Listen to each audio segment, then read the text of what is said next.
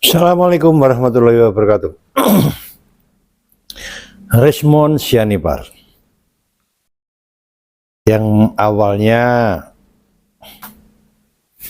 berapi-api menuduh jasa Pak Jokowi, kemudian akhirnya RC mengajukan restoratif justice, berharap kasusnya di SP3 kan. Tapi dia dapat SP3 mungkin ya, tapi dia keluar dari mulut singa tertangkap mulut buaya.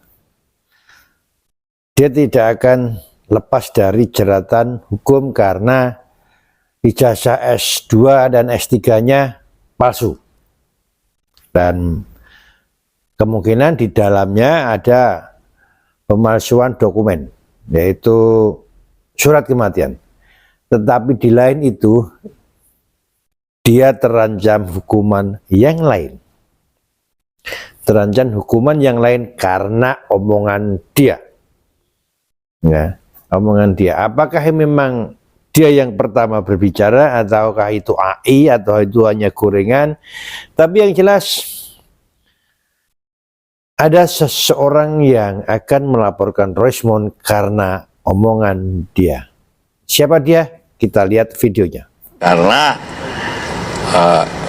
sifat saya Anda tahu, tidak pernah bicara di belakang, main di belakang. Kalau mengatakan saya ini yang benar, saya katakan. Kalau ini yang salah, saya katakan langsung. Tidak main di belakang. Apalagi suruh orang menjelek-jelekkan, tak sama sekali tidak. Ya, itu Pak. Jadi ini semua pasti bohong aja hal tersebut. Ya, karena terpaksa pakai pengacara, karena ini masalah hukum. Ya, saya kira itu penjelasan itu bahwa saya tidak pernah peralat orang untuk dia main membicarakan kasus orang. Ya, itu kenapa saya hari ini memutuskan itu dan dilaksanakan besok supaya kita semua gentleman. Kalau bicara yang benar, tidak masa pakai orang kau pergi gasa itu, enggak lah, bukan sifat saya itu, seperti itu. Ya, saya tidak pernah minta kau ini uang, kau kritik itu orang, tidak pernah saya buat, tidak haram untuk saya berbuat seperti itu. Jadi ini yang saya ingin sampaikan. Ya, Yusuf Kala.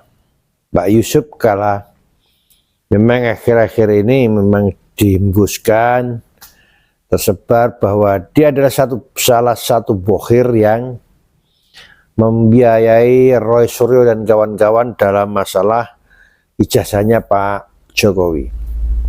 Nah, akhirnya Pak Yusuf Kala keluar berbicara, mengeluarkan statement bahwa dia tidak pernah membiayai Roy Suryo dan kawan-kawan. Nah, dia menunjuk pengacara untuk melaporkan Roy Suryo. Jadi Roy Suryo ini masalahnya berlapis-lapis. Ya, berlapis-lapis. Sementara itu ada yang mengatakan bahwa setelah SP3 Resmond akan bongkar semuanya. Kita lihat videonya. Sebenarnya ada aliran dana yang 50 M itu. Oke. Oleh yang katanya dalam tanda kutip dua bohir. Dua. Jadi ada dua bohir itu ya. Sampailah ke seseorang ya, dan orang itu mantan pejabat juga di negara ini, dan orang itulah yang mengkondisikan pengacaranya hari ini. Bahkan termasuklah misalnya keberadaan seseorang pengacara yang berinisial AK. Jadi ada yang mendesain ini sebenarnya. Tapi pada waktunya menurut orang-orang yang komunikasi ke saya, kita yakin begitu SP3 diterima oleh Resmond, maka Resmond akan preskon mengungkap ini. Bang Rasman, silakan. Saya ingin katakan memang kita dapat data juga bahwa infonya ya, bahwa Tifa itu memang datang ke Solo. Itu infonya. 5 hari di sana. Info A1. Tapi mau masuk ke dalam, cuma syaratnya beti-beti dengan Bang Egy dulu, nggak boleh ada media, Oke. tidak boleh ada apa dan lain sebagainya. Sedangkan buku itu Bang Refli, catatan maksud saya yang dibuka oleh Michael Sinaga, itu jelas. Itu adalah kesepakatan antara Michael Sinaga dan persetujuan Rismon. Baik. Nah, Baik. ini buku yang ingin surat yang mau dibuat dan ingin ketemu dengan Pak Jokowi. Baik. Nah, kira-kira maksudnya opo kalau bahasa Jawa, kalau bukan karena ada sesuatu. Baik. Nah, karena itu maka Arif bilang, Bang, Nggak jelas. pada waktunya saya akan ungkap. Saya mau katakan apa? Silakan, Arif Terakhir, ngomong. kalau masalah ini sekarang bergulir begitu lama, maka saya yakin begitu SP3 Rismon keluar, dia bersuara, maka akan terungkap di belakang ini semua. Permintaan saya, penegak hukum, usut. Nah, Jadi boleh silakan ada intinya, dua Bang. orang Oke. yang punya kemampuan, bohir, datang ke seseorang yang dia juga ahli hukum. Lalu ada satu lagi sekarang di parlemen ini, anggota parlemen aktif. Itu juga ikut membantu. Jadi setiap mereka ini akan berangkat ke Solo sidang, ada bantuan. Setiap mereka buat acara, ada bantuan. Itu bohirnya. Pada waktunya kita akan ungkap itu. Itu. Jadi saya mau katakan agar Mas Roy berhati-hati karena ini sudah mulai terbaca. Itulah bahayanya kalau dalam tim itu sudah mengungkap apa permasalahan yang ada di dalam. Karena saya katakan begini, kalau dikatakan bahwa Mas Roy ini punya kemampuan telematika, komunikasi dan sebagainya, hati-hati. Mas Rismon tanya ke saya, Rismon bilang begini, Bang, tanyakan ke Mas Suryo, Oke. ada nggak satu aja buku dia yang terbit? Ada nggak buku Mas Roy? Bukan, saya tanya Mas Roy, ada nggak buku yang Mas Roy buat? Udah banyak kalau kayak gitu nggak usah. Makanya sebetulnya, tapi kalau Mas Refli Harun, saya akui ada buku dia. Tapi kalau Mas Roy tidak linear keilmuannya, maka tidak layak diakui sebagai ahli telematika. Tapi punya karyanya masing-masing. Baik. Saya sudah baca buku 700 halaman white paper. Oke, Jack Jokowi. Di situ hanya 49 halaman, contoh. itu nggak bisa Dan dinilai itu dari hanya itu. memata. Argumentasi 198 beliau halaman ini, itu itu hanya isinya kulit-kulitnya. rumus. Intinya ada di Nggak Rismon. bisa, Dan nggak. ketika itu ditarik, Nggak bisa. maka buku Nggak itu tidak bisa. layak lagi menjadi sebuah Nggak penelitian bisa, komprehensif. tidak bisa. Oke. Apalagi narik, penelitiannya enak tidak benar. aja. Oke, Kira-kira baik, begitu.